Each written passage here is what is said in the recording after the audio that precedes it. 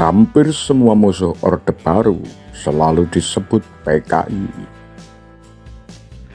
Di zaman Orde Baru, tudingan PKI kerap mengintai rakyat, termasuk mereka yang menentang program pembangunan yang merugikan warga. PKI telah lama tumpas, namun ternyata faedah partai itu masih berlanjut meskipun keberadaannya telah resmi dilarang. Salah satunya bagi Orde Baru. Rezim pimpinan Presiden Soeharto ini menggunakan cap PKI untuk menggebuk siapa saja yang mencoba menghalang-halangi atau melawan kehendaknya. PKI serupa kutukan sehingga kerap dijadikan bahan tuduhan bagi dan oleh siapa saja untuk saling menjatuhkan.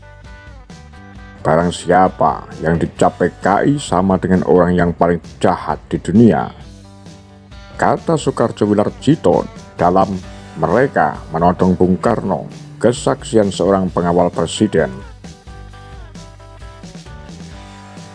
Salah seorang tokoh yang pernah dituduh PKI adalah Sudarmono ketika ia hendak diangkat menjadi wakil presiden.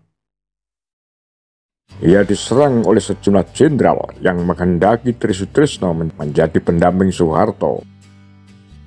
Mereka yang menuduh Sudarmono jadi wakil presiden menuduh bahwa Sudarmono pernah terlibat PKI.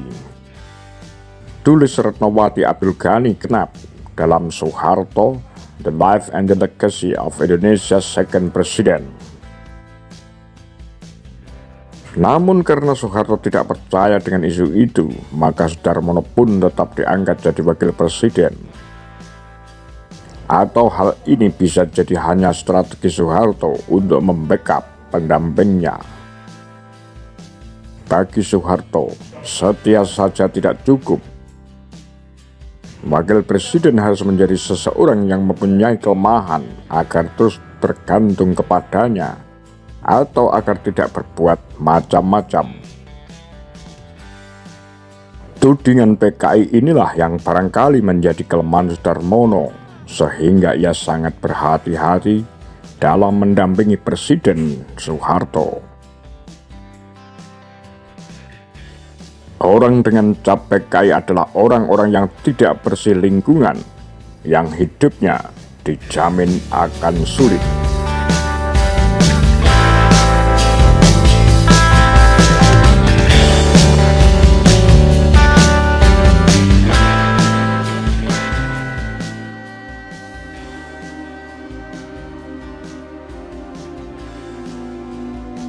Haknya itu hitung-hitungannya bagaimana, nggak dimusyawarah.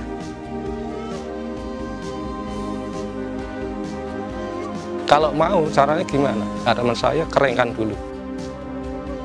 Itu bayarannya nggak setimpal, bahkan kalau dibelikan beras ini tidak cukup untuk memakan keluarga. Nantinya uang di dalam bungkusan itu harus mau. Kalau nggak mau berarti ini masih ada sisa PKI.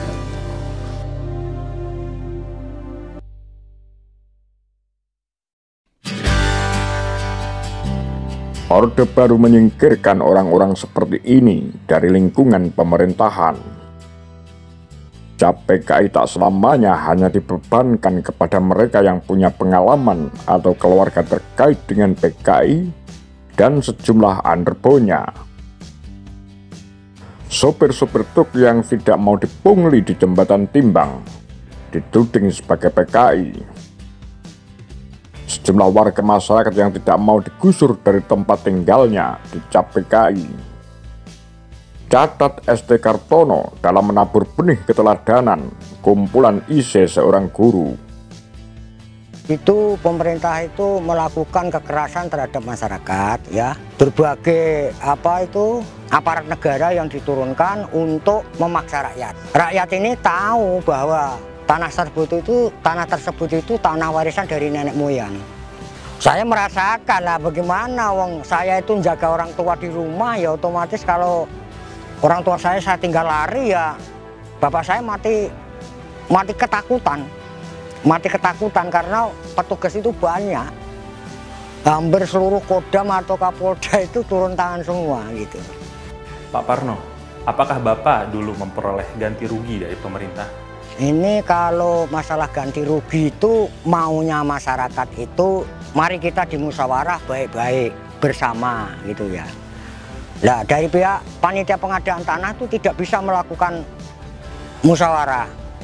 Ini keberatan masyarakat itu begitu.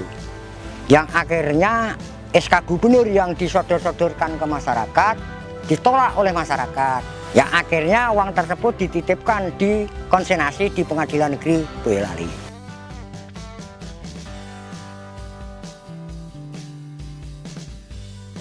Ketika pemerintah membangun Waduk Kedungombo dan banyak petani enggan menyerahkan tanahnya dengan harga murah, pemerintah Orde Baru lagi-lagi memakai cara ini.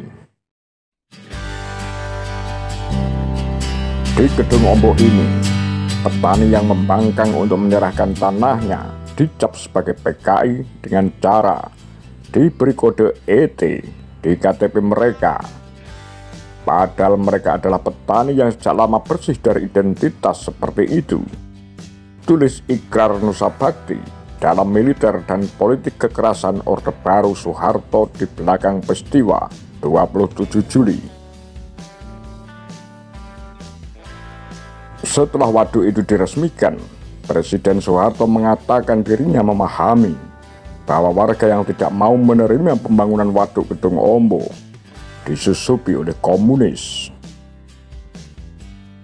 Saya tahu daerah itu basis PKI, ujar Soeharto seperti dikutip Eros Jarot dalam Siapa Sebenarnya Soeharto.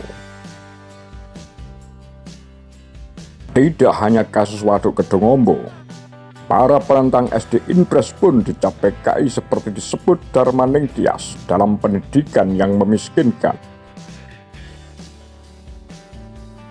Di beberapa daerah seperti di Madura yang terdapat banyak pesantren dan Nusa Tenggara Timur yang banyak sekolah misionaris, SD Impres dianggap tidak perlu oleh masyarakat lokal hingga tidak mendapat dukungan sebagaimana yang diinginkan pemerintah Orde Baru.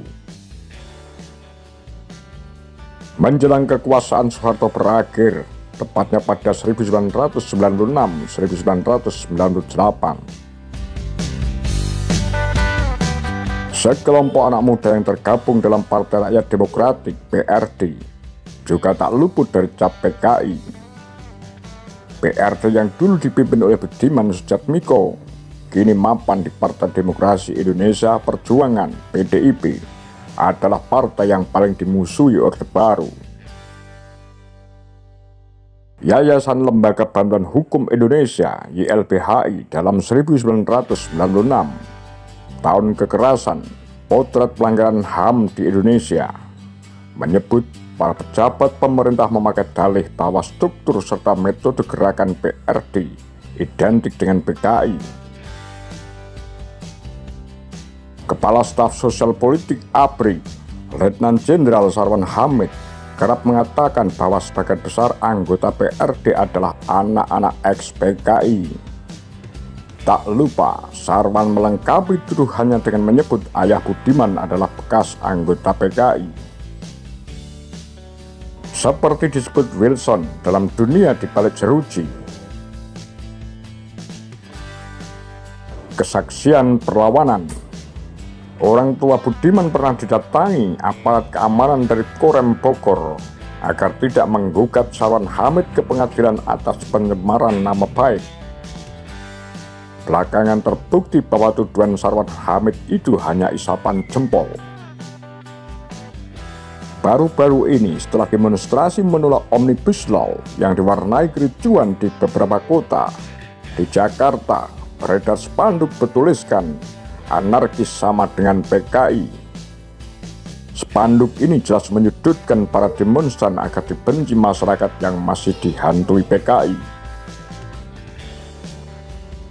Setelah dihancurkan pasca gempa politik 1965, rupanya hingga kini PKI masih diharapkan manfaatnya oleh sejumlah pihak. Apa pendapat Anda? Demikian kura-kura Pagar Lambe Sundel.